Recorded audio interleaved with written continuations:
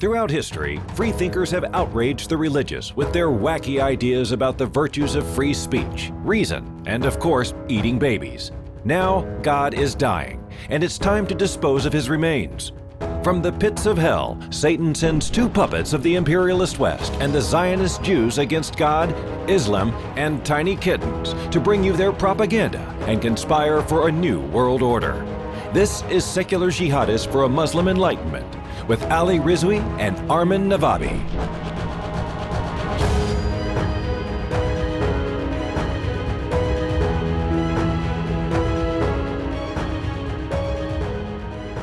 Welcome everybody to another episode of Secular Jihadists for a Muslim Enlightenment. My name is Ali Rizvi and this is Armin Navabi. Armin, how are you?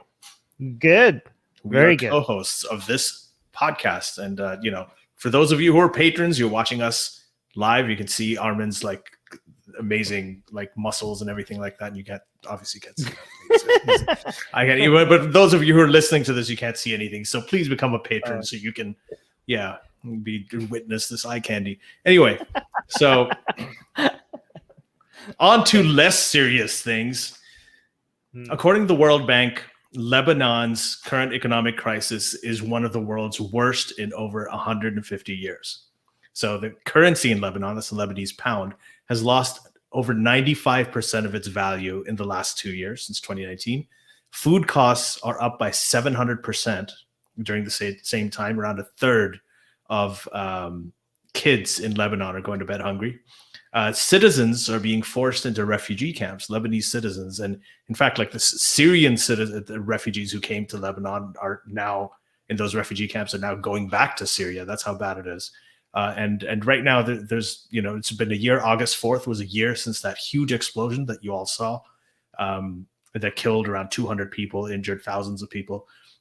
And there's been no investigation, no answers, no accountability because, the politicians can't even decide to form a government as of recently. So there's just a lot of corruption, a lot of issues. Lebanon is going the way of Libya and Yemen at this point. It's about to become the verge of becoming a failed state. There's an international effort, not enough of an international effort, but still there is one to try and rescue it and bring it back from the brink of this abyss. But it's becoming very, very difficult. And every day it's becoming a challenge. And this is going to have repercussions for its neighbors. It's going to have repercussions in Syria. It's going to have repercussions for Iran, for Israel, and also for Turkey and Europe like before. So anyway, Armin is going to just hand it over to you. What are you most concerned about? Okay, so first of all, if the analysis is correct right now, okay, I have to say this because I have to always be skeptical, but if it seems like it's really hard to overstate right now how bad the situation is in Lebanon, right? And it's so bad that it doesn't seem like people are oh, how do we fix this? And it seems like the answer is we don't. Because there is it's so hopelessly devastating right now, and I'm not saying this is it, this is how it's going to be, but right now it looks like that. Okay, unless there's no economic aid or anything that could come in oh, here we'll figure out the solution, because it's so fundamentally broken to the core that the fix for it doesn't seem to even be there. And there's multiple things that have contributed to this, right? There's economical, there's political, and also there's sectarian issues, and we could get to all of that at the same time.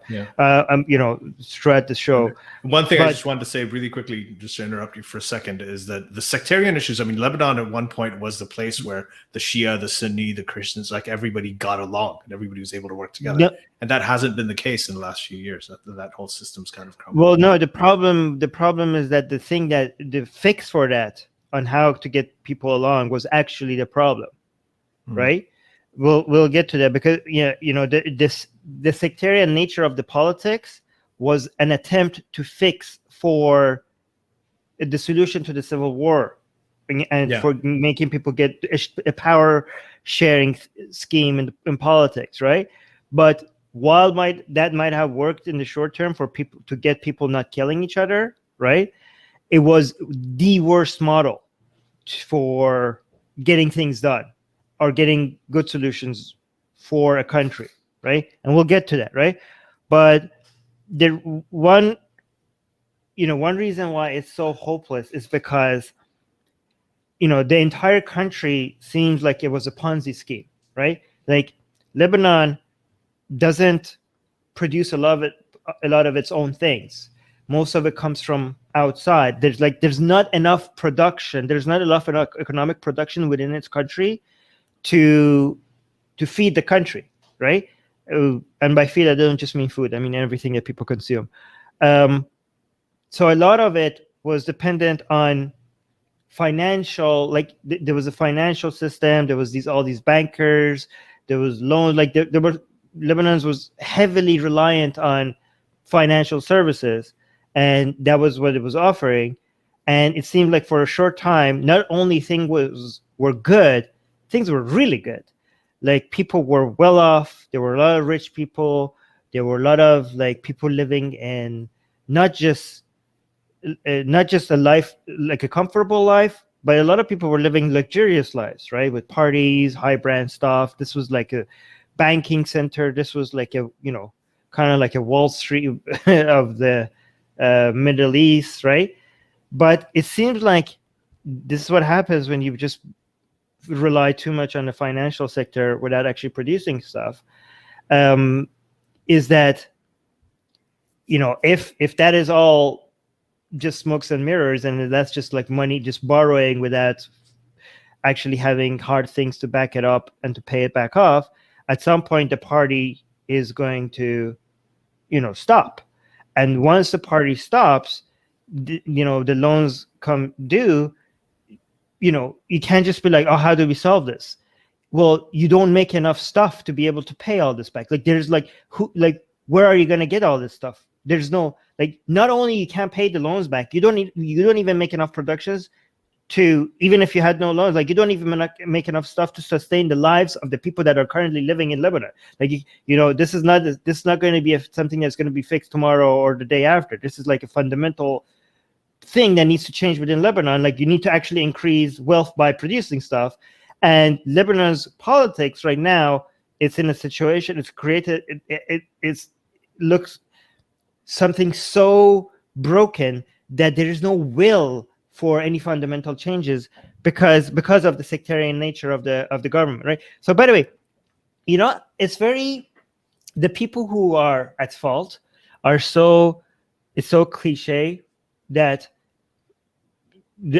at who they are, that it makes it seem like we're just jumping on the bandwagon of blaming the people that are easiest to blame, right? But in this case, it's actually that. You know what I mean?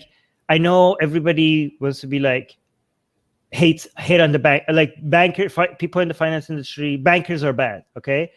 Politicians, don't trust the politicians. And we hear also on an atheist channel who's anti-religious, militia, anti-religious authoritarianism. Obviously, the most favorite one for us to start blaming is going to be Hezbollah, right? So so it seems like, oh, this is easy. Blame the politicians, blame Hezbollah, and blame the bankers. Everybody hates these groups of people. So you guys are just jumping on a bandwagon. But this just happens to be, I know sometimes people exaggerate when it comes to blaming these groups of people because they are so easy to attack. But in this case, in Lebanon, it is these people. This is exactly what's happening, right? And also, by the way, these three groups of people I mentioned, it's important to mention all three because as an anti-Islamic, secular, pro-secularism channel, we might want to only focus on the Hezbollah aspect of it, but it is more than the problem is Hezbollah and more. And again, yeah, I'm not beyond that. Yes, I don't want to dismiss how big of a problem Hezbollah is, because Hezbollah is a major problem for Lebanon. But there's also the sectarian nature of politics in Lebanon is broken beyond just the role of Hezbollah. And the bankers are also by the way, the bankers are so much to be blamed as well right now here because even after things were so obviously set to fail, these bankers were still getting people to invest in the system, and still taking people's money, for knowing that a lot of these are not going to be paid back to the people. And by the way, a lot of the rich people in Lebanon, a lot of the bankers and other people in the financial industry, they saw this coming and they took their money out without warning people, while continuing to take people's money. And these rich people in Lebanon, they didn't lose their money. Like, they managed to get their money to safety. And it's all the ordinary people in Lebanon where now they don't, like, all their money is gone, or they can't take it out of the bank, or their money is now worthless. They basically, the rich people, a lot of their, like, I know this sounds like a cliche. Like, I'm not the type to be like, oh, rich people bad, poor people, I'm not trying to do this kind of populist thing that everybody does. But in this case, this is actually what happened, right? This is objectively what happened. A lot of the bankers continued to take people's money, and they didn't lose anything. And the actually ordinary people in Lebanon, a lot of them did, right?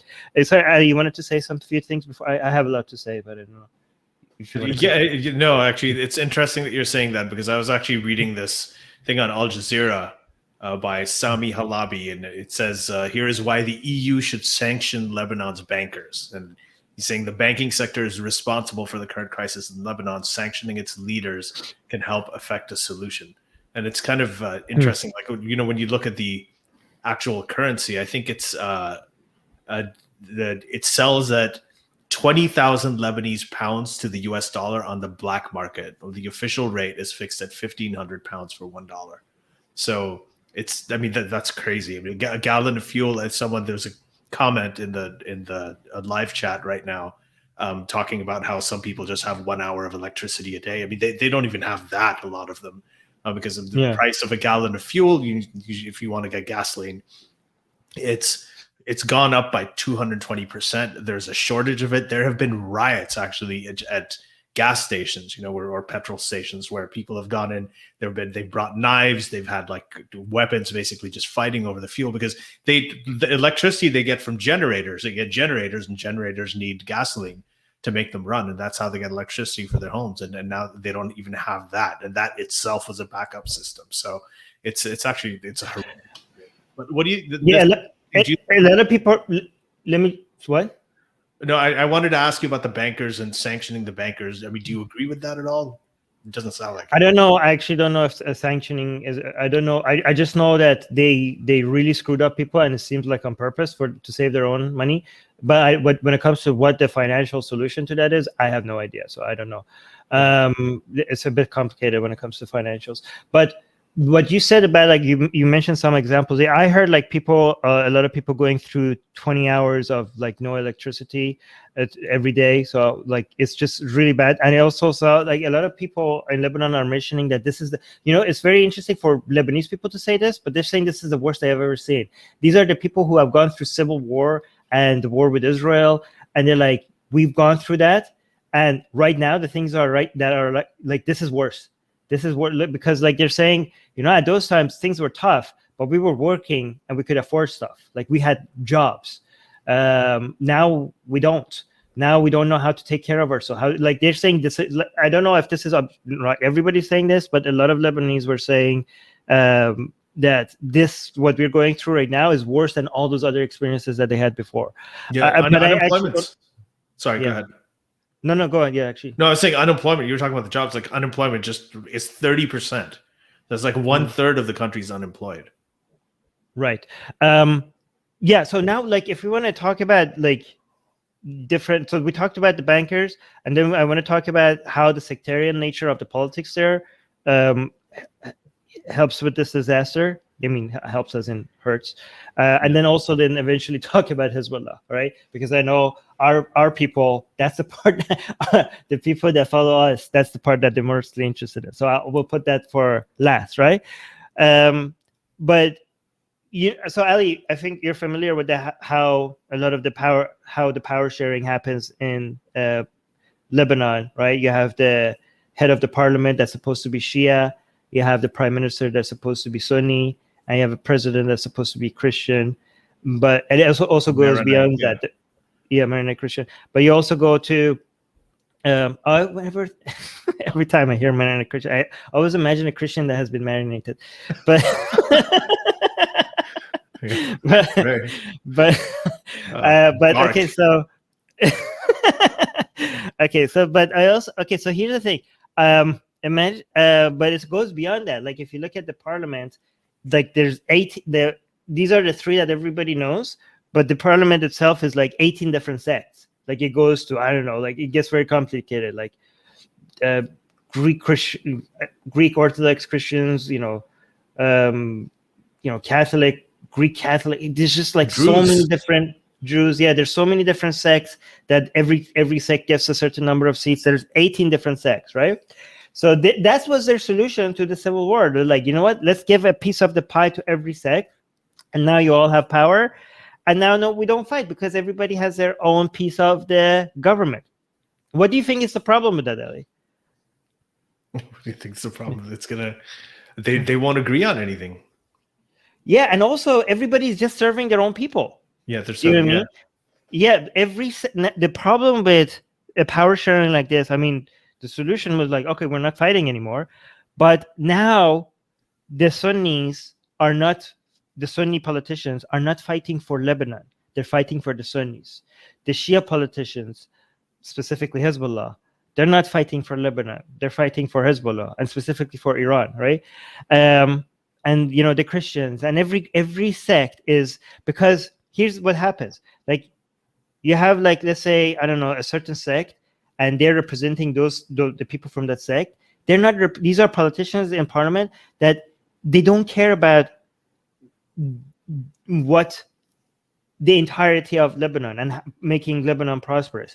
They are so dedicated to appealing to their own sect and to their own people, and they want short-term solutions, right? Because they want very short-term gains for their own sect, rather than the politicians coming up with long-term solutions for the entire country. Like Lebanon as an entity is not something you fight for as a politician, right? And another problem is that there's no accountability, because the entirety of who gets to be in power is your sect. And once you are in that position, the thing is that the way that things are defined in Lebanon right now is that your family and your history and the elite class that you came by in that certain sect so strongly holds you in that position of power that nothing can shake you. Nothing can take it. Like, doesn't matter how many screw ups you do. It doesn't matter how many people are upset with you. You're glued to your seat, right? So the way that everything is defined, the way that things work in Lebanese politics, there's a lot of strong protection for people that are in power. It's like they are unseatable. Like, even if they commit the greatest crimes, like if you are a politician, unless there's somebody on top of you that allows for you to be investigated, like nobody can touch you. There's nobody that could touch you. So there's like no accountability. So imagine you, and that's why it's so easy for you to become corrupt and push for things that just really helps your, not even just your sect, your elite family, and these are like certain elite group of people that, they know these people will always be in power. You know what I mean? Like, they're like, oh yeah, of course he's in power because he's from that group of people, right? And you want to serve the elite class of people that you're from, and no matter how much corruption, like you could see, for example, when it comes to electricity, there are so many different solutions that made sense for Lebanon as a whole. But if you look at the solutions that these politicians went for, it was all based on who makes how much money out of what deal, right? And that's why things continue to be broken. And the people, they seem to have no power. Like we saw recently, they came into the streets and there were mass protests. What happened? Nothing happened. Like, nobody was unseated from anything, right? And now everybody in Lebanon is waiting for the next election, right? But people are like, the elections is just like, people just like, maybe the number of seats for people are going to change from one sect to another. But again, the people who are supposed to be in power are going to remain in power. But people are saying maybe this election is going to be different. But I mean, I don't know. The next election is going to be next year. Right? Yeah. And right now, like, will it survive until like that's the problem. Like right now, it's so bad that it's on the brink of collapse. Everything's on the water system there, right? The water system is, the UNICEF said that the water system is so is basically really fragile. It's just about to collapse. And if it collapses, that means that 3/4 of the country, that's 75% of them, they're not even going to have clean water. It's so that's not something. I mean, it's just about whether Lebanon can carry through to the next election, even if they're looking forward to it. So. By the way, we see the patron questions, and we will get to them as soon as very soon, as soon as we finish this. I do want us to finally move to the elephant in the room. So far what we talked about, like we're going to now talk about Hezbollah. I just want to mention that so far what I think we wanted to, the way I want people to look at is that the politics in Lebanon was like, it seemed like it was designed to, like. It was not, the failure was, you couldn't have gotten any other outcome other than failure. The way that the economy of Lebanon was designed and the way that the politics are designed, it was like this was going to happen, right? But now on top of that, we have the most destructive political entity you could add to all of this mess and give them all the power and all the military and all the firepower. And so even without what we're going to introduce now, things were going to fail the way that things are structured, right? But now add Hezbollah to all of this mess, right? Yeah. And make them the biggest power in all of Lebanon. So much so that Hezbollah as a sect, as a political sect, and as a military power by itself is stronger than all of Lebanon combined. The rest of Lebanon army, and I mean, I don't want to say the rest of Lebanon army as if Lebanon's firepower is part of Lebanon's army, because it's not. It's Iran's army. But Hezbollah's army is stronger than Lebanon's official army. Yeah. Right? So here's the thing. Hezbollah, if they want to, right, they can basically take over all of Lebanon. They can. It's not going to be that hard for them to do it. They're easily the most influential political organization in Lebanon. They have sway and influence over everything. They've got a tremendous amount of power, and they are able to exercise their power without accountability. Like, you know, all the other political parties, they have to be accountable to the people. But Hezbollah can actually, they have the power, they have more power than any of the sort of political organizations there, political parties there, but they are not responsible. Like it's power without responsibility, which actually furthers the intensity of the power that they have. So it's a very unique situation. And that's a question. The question is, why would they not want to take over Lebanon? I mean, it's not in their interest. So that's another thing that we're going to get into, like in terms of, you know, why they're not doing it if they can. Yeah, and it's actually even worse than them not being accountable. They are accountable, but not to the Lebanese people. They're accountable to Iran's government. Yeah. So the problem, like, think about this. We have the most powerful agent in all of Lebanon, okay? Its agenda is from and for a different country other than Lebanon, okay? So agendas from Iran, its agenda for Israel. So this is an entity that is loyal to a foreign force, designed to be aggressive to another foreign force. None of that has anything to do with Lebanon. Yeah, like Lebanon's just fun. Yeah, it just happens to be in Lebanon. Like this was like this is Iran's force against Israel, two separate countries, Iran and Israel, that just happens to be taking over Lebanon, and Lebanese people are paying the price for it. Like there's no the survival and the lives of Lebanese people doesn't even come to an equation. And in fact, here's what, Ali, this is how it gets really bad. The failure of Lebanese economy might actually even be in their interest. Well, it is in their interest. Yeah, because they will become more dominant. Like if Lebanese state government fails and they can't pay, like right now they're dominant, but if Lebanese people can't pay their army, they're even more dominant. They're like there's nobody to fight them back. Like, well, Lebanese people, we're upset that we don't like Hezbollah here. Well, what are you going to do? Hezbollah, like, okay, what are you going to do about it? I don't need your money anyways. My money comes from Tehran, right? My money, like if the economy of Lebanon crashes, that means Lebanese people are more affordable for me as Hezbollah, where my money, like I am Hezbollah hurts, Hezbollah suffers when the Iranian government loses money, not when Lebanese government loses money, not when Lebanese people can afford it. The Lebanese government and the Lebanese political parties have actually helped cement Hezbollah's power, because like they're all the infighting and all of the gaps and the weaknesses that they have in the political system.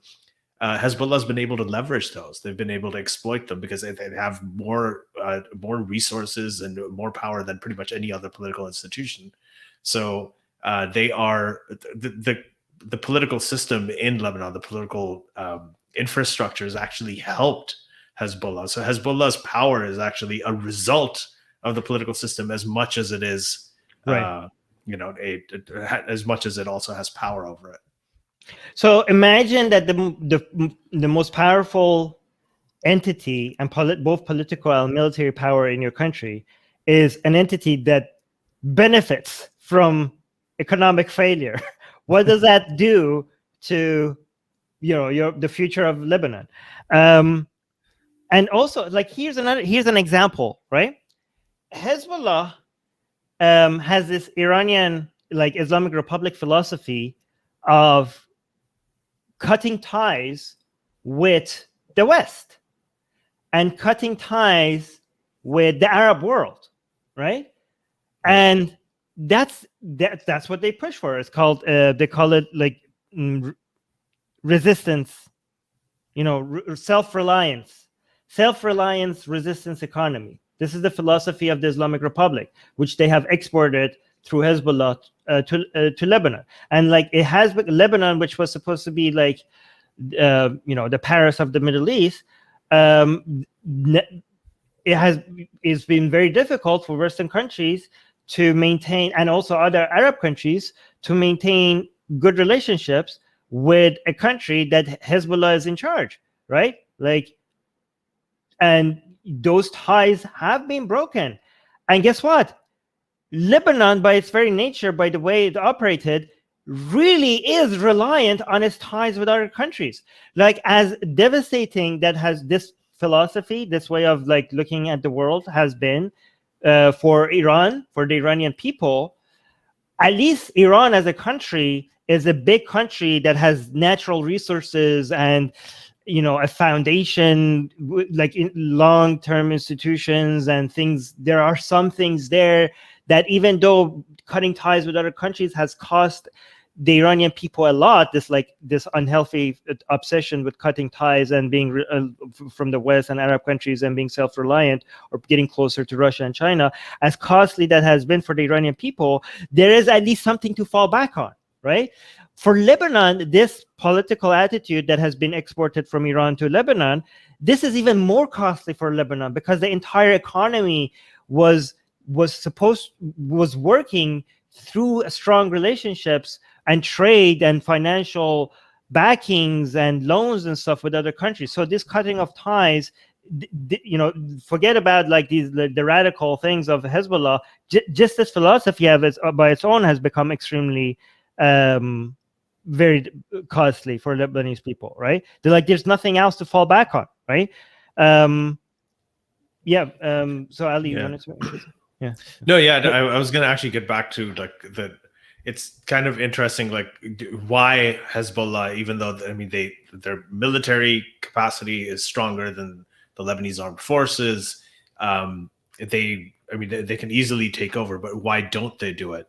So, apparently, this is what I've been learning about, and a lot of this I'm learning right now, Armin. Like I just did today when I was reading about it.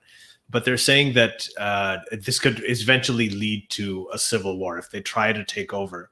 Right, that's going to cause a problem with some of the sects. Right, there's going to be an uprising. If there's an uprising, there could be another civil war, and that's not in Hezbollah's interest. So that's one of the reasons that they don't really have any interest in taking over the country in any kind of formal way. Well, because they're like, I think like they want to keep the status quo. They don't need to. I mean, they will if they get forced to, but they're already in power. Like, why shake things up? Like, they need to have at least a dance of democracy being played in Lebanon, even if it's just going to keep Hezbollah in power, just to keep the people somewhat quiet. Like, you need to actually have this, basically just like in Iran, right? Like, you have this authoritarian regime that is not accountable to the people, but you dance the democracy dance just so that you could shut people up, so that you have to spend less resources on using your military power to suppress the people, right? Because just like, people were like, well, we have some say, even though they don't, but that's your branding, that's your marketing. Like, hey, people, shut up because you get to vote. But go on, Ali. Yeah, no, and that's true. And there's another thing that when you have, in the Middle East, what happens is a lot of places become regions for proxy wars, right?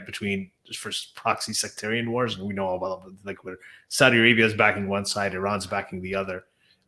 So that's another problem with, if Hezbollah takes over, then the Christians, the Sunnis, the people who are not Shia, for instance, their unrest, they would start seeking support and arms and funding from other countries, and other countries would get involved, and they'd start supporting the non-Shia sides. And that, again, you'd have a civil war, but you'd have all of these external. You'd have Iran supporting Hezbollah. You'd have the non-Shia sects are going to be getting support from other countries in the region, and it'll be the location of a proxy war. And that's also something that's not in their interest. See, but the issue is that whenever there is right now war around that area, there's this short-term vacuum that is always created, and those vacuum of power, which gets filled very fast. And the way that vacuums of power are getting filled in the Middle East right now is with Iran's government, right? I mean, if you think about the people who are inserting themselves in wherever they can, number one right now is Iran's government, the Islamic Republic of Iran. Then after that, it's Turkey. After that is Russia. And what has been missing for a very long time has been Arabs. The Arab League. It seems to be like no ability for them to exert any sort of influence, any significant source of influence beyond their borders. Other than and in the places where they have tried to, they have failed so miserably, like in Yemen, right? And I guess that was one of the reasons behind the Abraham Accord, was for them to get more serious, because they're so far, the Arab League, the Gulf Arab countries are so behind everyone else. Iran seems to be leading in taking over places. Not taking over places, like exerting their influence in many places. And the Gulf Arab countries are like, hey, Israel, you don't have, we are at least like Arab, and so we have the, we're not going to be, it's going to be easier for us, at least seemingly, for us to exert influence in countries like in such a way that Israel is not possible. But Israel might have like the military power and the strategic power, and the Arab countries have, I know this is, maybe some people would argue this, but the legitimacy, like at least relative to Israel, to exert themselves in these many different places in Israel. So maybe like the Abraham Accord was to provide a counterbalance against the influence of Iran's government in many of these places, right? So, I mean, they're like, it's like player number 4 has now entered the game. Let's see what they do. But this is just a new thing. We'll see if there's any unity between these Gulf Arab countries and Israel will make them a more serious counterbalance against Iran, not just in a defense mode, but actually outside of their borders. Because I mean, Israel and these Arab countries so far have been like, just like, we just don't want to get screwed by Iran within our borders. Like, are they going to actually become a serious player outside of their borders? Like, I mean, Israel has been very good when it comes to special operations and stuff like that, but nothing like they have no ability to go out and change minds and go into these regions and get political support. Like, imagine if Israel wanted to get political support in any of these places, like they would be like, yeah, that's not happening. That's why they need to work with each other. And we'll see, because like it would be amazing, for example, if, I don't know, Saudi Arabia allows Israel to use its airspace. Like, those are different discussions. But I just want people to understand that whatever conflict happens, like you can see that's in Afghanistan right now, the same players, the same main 3 players, Iran, Turkey, and Russia. I mean, like, for example, if you look at Afghanistan, when there's conflict and Taliban's taking over, you would expect India and Pakistan to want to meddle because they're right there, right? But on top of the people who are right there, you're always seeing, I mean, Iran is right there as well, but Turkey is not. But you could expect that Iran, Turkey, and Russia, they're always going to be like, hello there, I see you have a conflict here. Don't mind if I put my camp here and just see what I could do, what I could take, what I could, like, how could I increase influence? Iran, Turkey, and Russia are always there. United States is also always there, but they seem to be reducing. Like, Iran, Turkey, and Russia want to increase being always there, while the United States wants to reduce it because they're focusing on somewhere else, right? They want to. I don't know if they're going to be successful. So when you look at Lebanon, I just want people to notice that every increase in conflict will be seen as an opportunity for by the Islamic Republic of Iran, right? Like, they will be like, okay, like, oh, things are breaking. Like, you know how this is like, they say chaos is a ladder. The little fingers in Game of Thrones said that. This is how Iran, the Islamic Republic, looks at the entire Middle East, right? Any chaotic is an opportunity, unless they already have established, like, if Assad was falling, then no, they don't like chaos. But everywhere else, they like chaos, right? But yeah, go on. You want to say something? No. I was listening to you. I was just wondering. Okay, go ahead. Go ahead. No, I just want to say, given just a recent example from like 6 days ago. I don't know when this podcast is going to come out, but this is quite recent, right? Just to like highlight some of the things we've said here, and then after that we should go to the Patreon questions, unless you want to add something.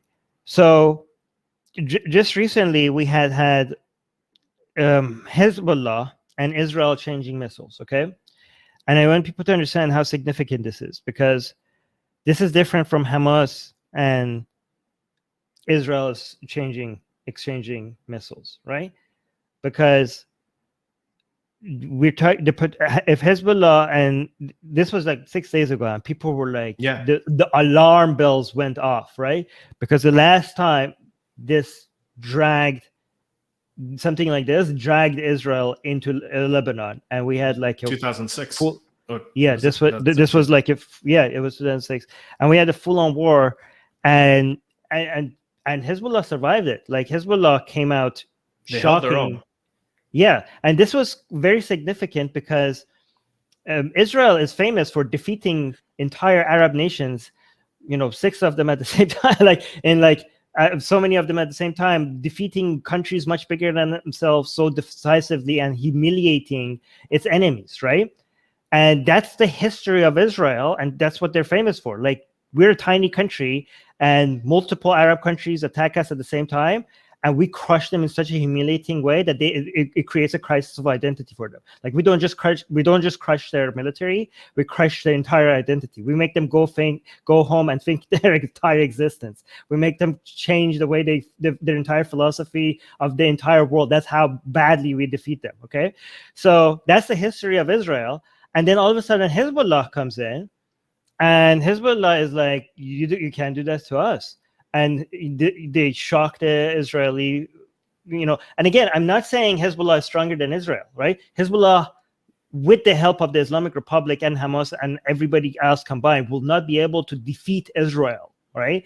But it is much more powerful when it comes to resisting it, and also causing harm to Israel, and causing security threats, and causing economical hassle. Like, it can shock and the Israeli system and survive it, but not so much as in could ever, I know Israeli politicians want to make it seem like it's an existential threat to Israel, but it's not. Israel is nowhere, not going to be defeated by any power that exists in the world right now. And even if it ever gets even close to that, the whole world is going to come to its aid. So it's like Israel is going to be fine, but Israel is going to survive. But Israel, the reason why this is such a Israel has high standards when it comes to defending itself. Like, Israel doesn't want any of its citizens to die ever when it comes to conflict, right? So it's not like, when it comes to Hezbollah being a threat to Israel, it's not when you say a threat, not in a threat as in will Hezbollah be able to defeat Israel as a whole? No, but it is powerful. It was powerful enough in 2006 for it to be able to resist itself being defeated, and also to continue causing hassle for Israel. And it has become so much powerful than what it was in 2006 right now, right? Hezbollah today, it's much, much, much more powerful than what it was in 2006, and still not powerful enough to completely defeat Israel. But it's very interesting, because Hezbollah and the Islamic Republic of Iran were very much closely watching the Hamas missiles at Israel before the recent attacks by Hezbollah, and watching exactly how the Iron Dome responds, because they wondering what it takes for the Iron Dome to be overwhelmed. How many missiles does it take? Because they know Hezbollah has a lot more missiles than Hamas, right? They were very much so but I don't know if it will be able to overwhelm, but they're watching that very closely, right? So when talking about Hezbollah, a lot of people want to highlight how unpopular Hezbollah is in Lebanon, because that's where they are, that's where their home is. And this hope is that the way to tackle Hezbollah, because you can't defeat it militarily, they're completely crush them. You can't do that. Even when you go into Lebanon, as it was proven in 2006, even when you go into Lebanon, you can't still defeat them. So what can you do now when they're so much more powerful, right? So the hope is that maybe you could get internally something from Lebanon to unseat Hezbollah, but that's probably not going to happen, because with what army are you going to do that? And when I say with what army, this is now what I want to refer to what happened in the 6 days ago, right?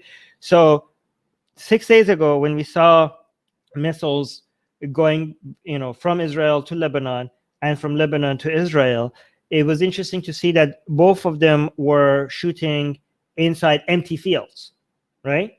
So Israel was shooting in Lebanon into empty fields, and Hezbollah was shooting into Israel into empty fields. None of them wanted this to be escalated. They both were look, we have missiles and we're ready to use them, and we have the capability of doing them. So both of them were sending this message. And the fact that it was into empty fields, it shows that none of them has an appetite for war, right now. But go ahead. Yeah, no, I'm wondering if, especially with Hezbollah, if they just wanted to show what they have, because apparently Iran's missiles are becoming more and more sophisticated. They're able to counter, as you said, they're looking at the Iron Dome, they're looking at all these other defense mechanisms that everybody else has, and they're learning how to counter them. I was reading something about how there's this massive proliferation of ballistic missiles and artillery rockets that the Islamic Republic of Iran now has. that it is shuttling off to Hezbollah, to Houthi rebels, and so on. Right. So let me just tell you what happened, like finish the story of what happened 6 days ago, and then the follow-up of that, because I think it touches up on a lot of what we talked about, right? So one thing that happened is that part of the Hezbollah militias who were like firing missiles from inside, and I think Music Guy might have saw this, so I'm not going to see if he knows what I'm talking about in the live chat. One thing that happened, which was very revealing, was the Lebanese people in Lebanon. They went some Druze, okay, some Lebanese Druze, okay. Druze, for people who don't know, is a very weird religious sect in Lebanon and some other places. But these are just civilian. Yes, the weirdest thing I've done. Like the more you study it, they were like, "What the hell?" Like it's like the most secretive, like religious sect. Anyways, but these civilians, what their religion is irrelevant right now. But But these civilians in Lebanon, they went out and they attacked the Hezbollah militias who were firing missiles into Lebanon. They were like, "You're going to make Israel attack us." And they were like, "We don't," like, "stop it." Like they went, like there's videos of this. Like the Druze people, the Lebanese civilians, they had surrounded these militias, the Hezbollah militia cars that were carrying these ballistic missiles. And they were dragging out the Hezbollah militias from the car. And they're like, "You're putting us in danger. You're going to start a war." Right. And the Lebanese army showed up and they arrested Hezbollah. Right.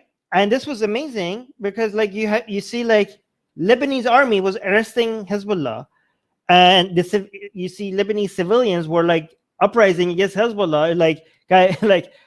But this is very irresponsible. I know they shot the missiles into empty fields, but imagine if your country is going through so much horrible crap right now, and for you to like imagine if you even slightly increase the chance of a war with Israel. Like how the amount of irresponsibility, like have you no shame? Have you no, like, this is the most powerful force in Lebanon right now? And it seems like helping the Lebanese people doesn't even, priority. It has nothing, it's not even part of their agenda. Like none of their agenda is like, hey, like, can we help the Lebanese people? Yeah, anyways. But the follow-up to this event was, people are like, "Yay, Lebanese people rising up against Hezbollah. That's awesome." But Hezbollah showed up and they're like, "You don't get to do that to our people, right? Like, like Lebanon's what? Lebanon's army? We are Hezbollah. Like, we are Lebanon. What are you talking about? We own Lebanon. You don't get to do that to our people." So the man was released very shortly after. There was pictures of him by IDF that showed that he was actually freed. Because obviously this is Hezbollah's people. You don't get to hold Hezbollah people.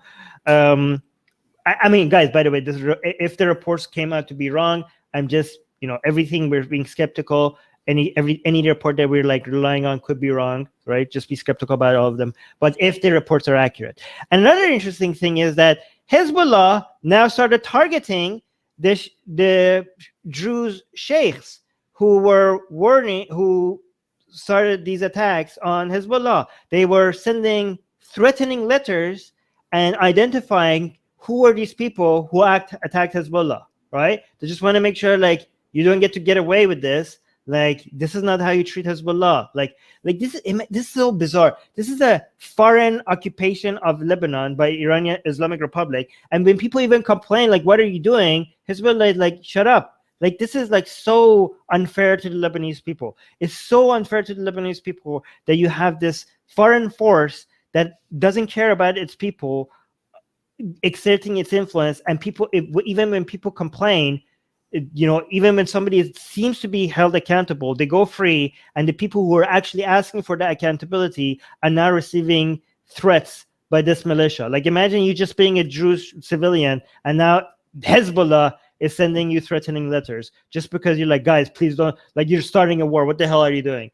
it's so hopeless. But go on, Ali. Yeah. No, I mean that's it. We should get to patron questions now. We've got around 11 minutes. So let's look at the ones that were posted on Patreon first, because Dolly had asked a few questions on Patreon, and then we go to the live chat. Dolly's saying, I'll ask both of our questions at the same time. There's a lot here. I'm just going to read it first. The Lebanese government last few months received funds and assistance from France and now Germany. Where is that money now, and where is the assistance that's supposed to help to rebuild Lebanon again? And honestly, Dolly, I don't know where the money has gone. I do know that Lebanese government politics are so corrupt, and money that is received, like a lot of it disappears and goes to people who are not going to be helping the country. I know like a lot of the new recent help comes with like demands of accountability, but I don't follow these dollars in so detail to know where they go and how they're being used, right? So I don't know the answer to that question. The second question was Hezbollah shooting Israel, and now Lebanon becomes a war zone instead of a civilized country. It's so sad to see Lebanon falling apart like that. I don't think that a war between Lebanon and Israel is like, we don't know. Like, I mean, the threat is there, the risk is there. Yeah, but right now it's not happening. Right now, no. So Lebanon is failing without a war. Like a war on top of that will become like just like devastating, but it's already devastating without this becoming a war zone. Like right now it's already screwed. So she says, my question is, do you think all the money and the funds goes to Hezbollah instead? No, not all of it. It doesn't all of it go to Hezbollah. There is corruption beyond Hezbollah in Lebanon for it to go to other people as well. So it doesn't go all to Hezbollah. Right, but do you want to add? There's 2 more questions from Music Guy and D. Boudreau. Like if you go up to we're about to go live one. So Music Guy at 20 is saying, is Iran watching over this whole situation closely like a vulture? Yeah, I think so. Yeah, of course. What would be the best scenario for them to take over Lebanon? How would the world react to this possible move? So I honestly, Music Guy, I don't think that's going to happen. I don't think they're going to take over Lebanon, because if they could, this is them taking over Lebanon. I don't understand. What do you mean? Like taking over Lebanon as in? I think he's talking about formally taking over Lebanon. As in Hezbollah could easily take over Lebanon, but I don't think that they will, because I think that that's going to cause it's going to cause a lot of issues. It's going to cause a rebellion from the non-Shia people. I mean, it's going to cause a lot of issues. Then other countries are going to get involved. And there are many complications that can happen, and that doesn't help Hezbollah. The other thing is that if Hezbollah does take over, that's Iran taking over Lebanon formally through Hezbollah, and Hezbollah becomes like formally the most powerful party, and they become the government in a way, then they're going to be subject to a lot of domestic scrutiny. Right now, they can exercise their power, but they're not, and people do think of them as also, Hezbollah is also part of the whole, corrupt political system there. But then the focus will just be on them. And then that's also something that I don't think is ideal for them either. That's not something they want. The most ideal situation is to have what you have right now. Like, you don't want to take over in a form that you have all the accountability, right? Right. And you also don't want to take over to the point where people think like they have no chance of ever fixing and having any representation in the country. Like the best form of takeover is a takeover that is not complete, and it's a takeover where there's some pretense of democracy, right? Because then you have all the benefits of the takeover without all the costs, a lot of the costs of a takeover, right? Yeah. This is why you have power without responsibility. That's the whole thing. You can exercise power without responsibility.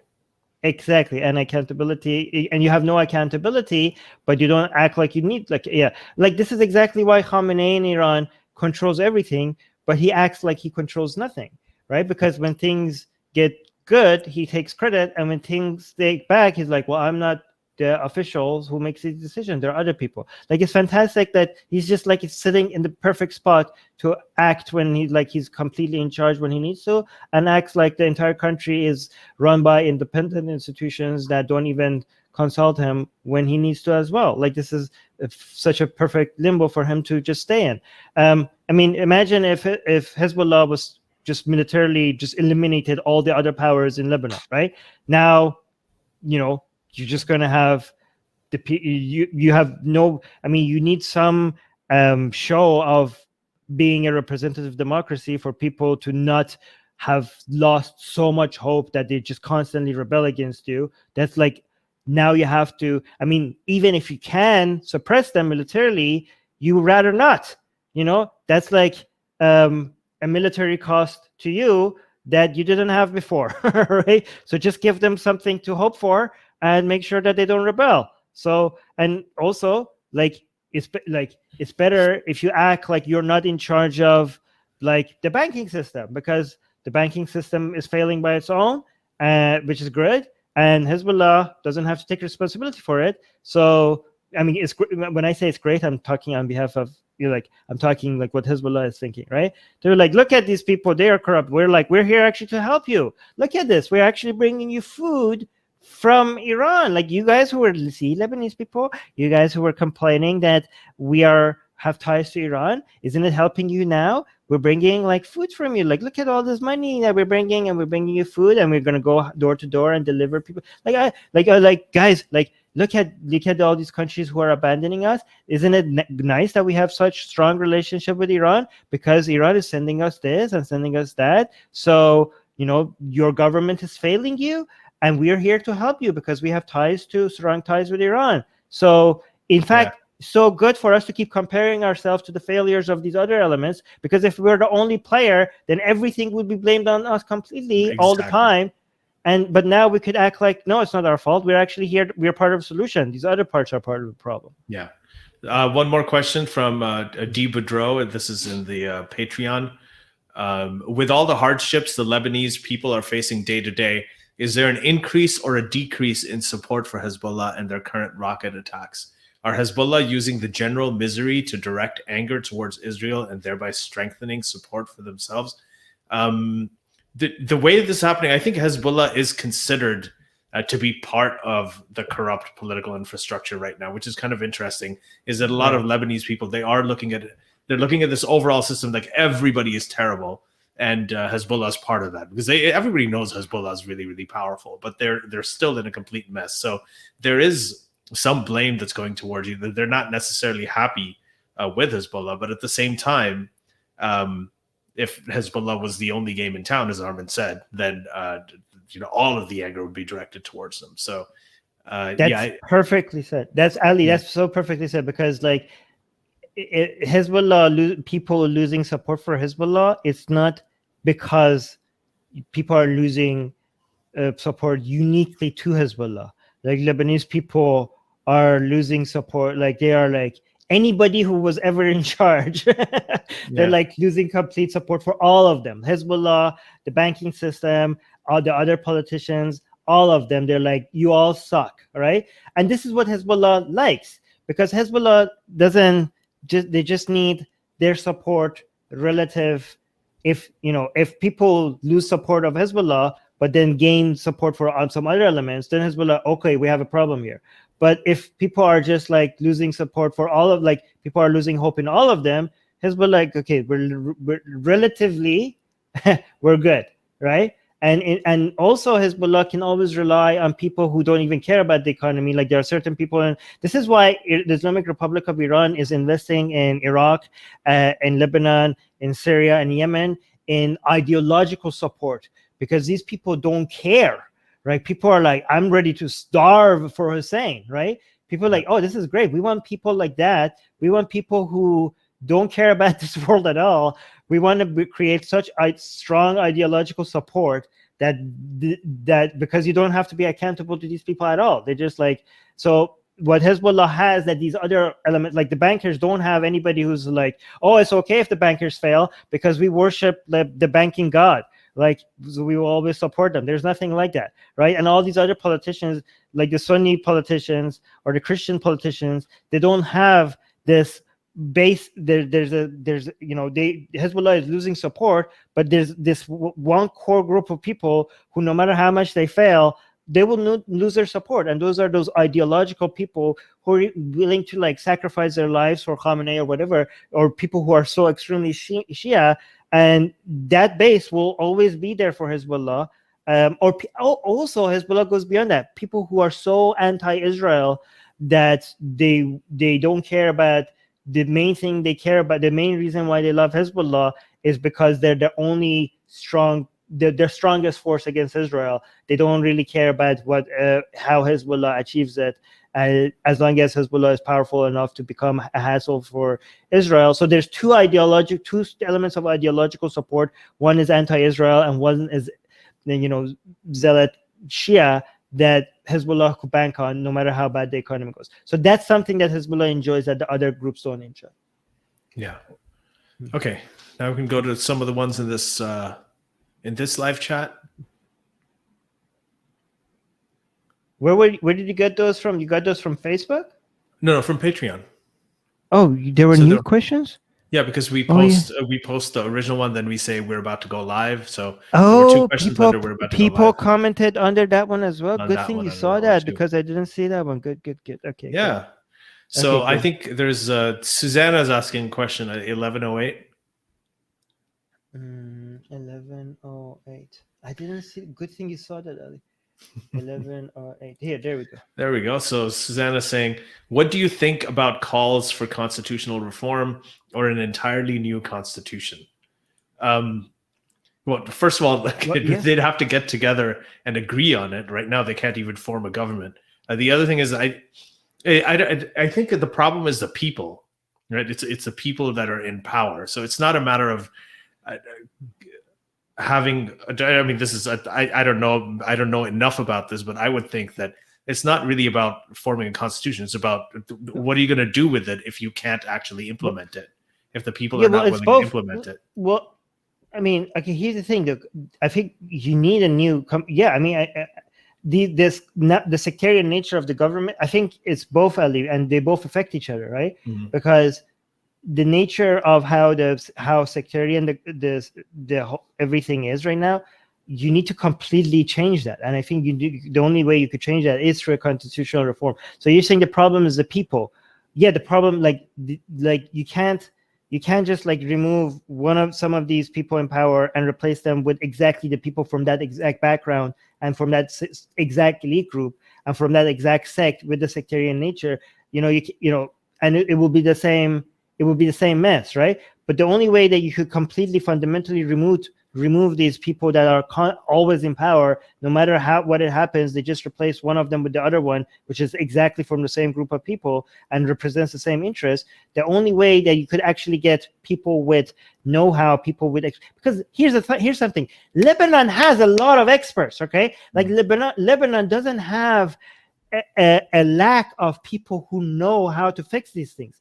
Lebanon has a lot of very smart people with a lot of great solutions. They just don't have any chance at actually getting any power. So you're saying the problem is the people and they need to be replaced. Well, they can't be replaced given the way that things are structured right now.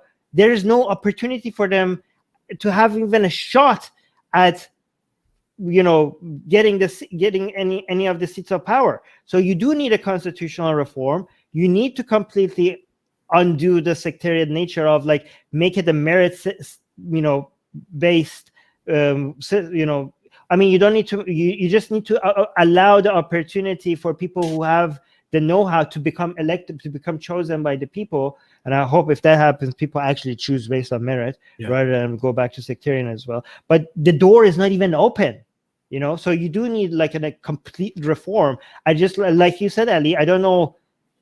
Even there's an appetite for a fundamental reform, but there is no political will, because the people who can open the door for other people to enter, those are the people who are in charge. So why would they do that? You know what I mean? Like, who's going to force them? So the way that other countries might want to force these current people, these people in power to open the door to others is by giving money to Lebanon with strings attached, basically bribe these people out of power, which is hard to do because once they lose that power, then there's going to be no way else to get bribed, right? but it's complicated. Yeah, there's a good question from D Boudreau at 1122. This is something that we sort of covered, but I think that we should actually be clearer on it. She's saying, isn't the army rallying against Hezbollah?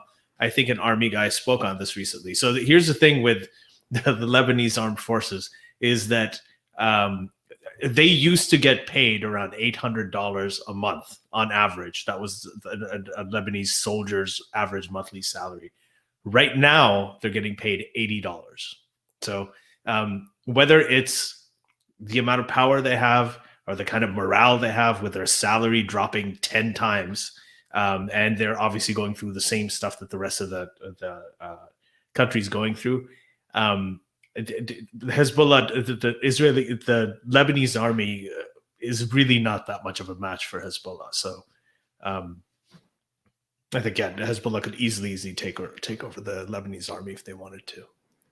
Yeah, I mean, Lebanese army could complain, but what are you going to do? What are they going to do? They can't do anything. I mean, yeah. I mean, they can't even arrest somebody who was like, guys, like just look at what happened 6 days ago, right? Like when Hezbollah makes an attack from Lebanon's soil to Israel, they don't even have to talk to the rest of Lebanon. Like you have an official Lebanese army, and Hezbollah operates from inside Lebanon's borders against Israel, and like they don't even like, hey guys, we're gonna do this. Like they're completely independent. They're like, this is our home now. This is Iran's government is just like, we're just gonna sit here and we're just gonna use your country to attack another country. Well, great. And even if they get arrested for half a second, Hezbollah is like, that you're joking, right? You're joking. You're arresting our people. Like, who you are with what authority? You think you're actually you think you're actually the government here? That's what a joke. Give us back our people, and please give me the names of the people who actually arrested one of our boys. You come after our boys, you can't do that. This is our country. Anyways. Yeah, that's so should we do one more question? I think Music Guy has one at 12:03. It's more of a comment than a question, but it brings up something interesting that we didn't cover here, and that's the question of aid. So I honestly think he's saying, if in the end Lebanon does not get the aid money from the West, they will rebel and protest. The money is being waved in front of them, but they will only get it if they form a proper government. So yeah, there is something like that happening. But I mean, this aid thing, that's really interesting when it comes to Hezbollah as well. Hezbollah doesn't want to. Another reason Hezbollah is not taking over, that they don't want any formal power in Lebanon, is if they do, because Western countries think of them as a terrorist organization, and they're going to cut off aid completely. And if they cut off aid completely and there's no aid coming in, they need this external resourcing for Lebanon. It's in Hezbollah's interest because Iran is under sanctions. So their resources coming from Iran have been limited because of the Iranian sanctions as well. Right. So they do need the aid coming into Lebanon is actually quite important. And if they do get power, Hezbollah gets former power, that aid will be cut off. So that's actually another really interesting reason why they're not formally taking over. But if the Iranian money gets lowered, but Lebanese economy fails so much, it will still be cheaper for Hezbollah to do its things in Lebanon because of the failure. So Iran's money doesn't have to it only has to keep up relative to the failure of Lebanese economy. Do you know what I mean? Yeah. So if like Iran sends you half the money, but people in Lebanon now have 90% less money, that's still a win for Hezbollah. Yeah, it's still a win. Yeah. But the thing is that you do have foreign aid coming into Lebanon, right? And Hezbollah benefits from it. So that's just an additional source of revenue that they're not going to want to give up anytime soon. And also like look at this from the European perspective, by the way. Last time a Middle Eastern country failed collapse, it cost Europe, something, the wave of, I don't think Europe right now has an appetite for another wave of refugees heading at its borders, right? So they're very motivated to, help Lebanon stay stable. And I bet you a lot of them are like, I don't care who it is, even if it's Hezbollah, just keep this country intact. Like there are a lot of Europeans who might be willing to even be like, if it's Hezbollah, let it be Hezbollah. Just don't let this state fail because we're not ready to. Yeah. No, I mean, there Yeah. was an emergency UN session on August 4th, I think, on the 1-year anniversary of the blast last year, that where it was led by the French, where they precisely talked about this. So, like, how do we rescue Lebanon? Because it's really not going to survive as a state until the elections next year. France is very concerned about the failure. Yeah. Last thing we should read is this one, I think. That's right.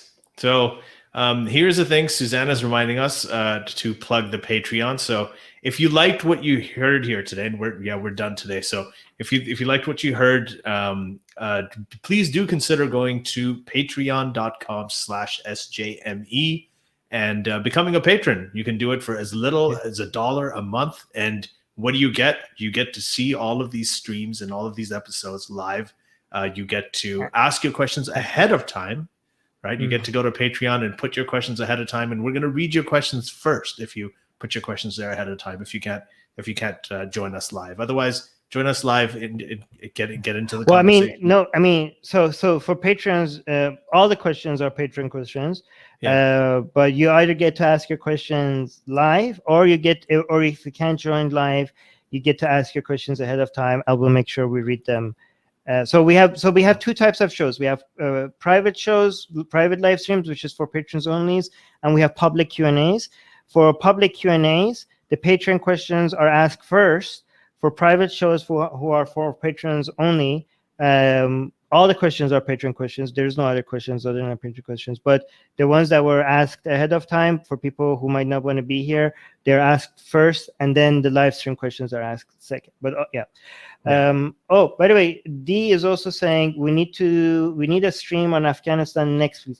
We did do a stream on Afghanistan recently, but I do think it's justified to do one soon again, maybe not next, but soon, because of how much things are changing in Afghanistan. So it might not be the next one, but it will be another one, I think, soon, because it is justified to do, even though we did the one recently, it is justified to do one more again. Yeah, I agree. Yeah, I wanted to also do more on Iran right now, because things are changing in Iran a lot as well, but because we had done so many Iran ones, that's why we didn't do an Iran one again.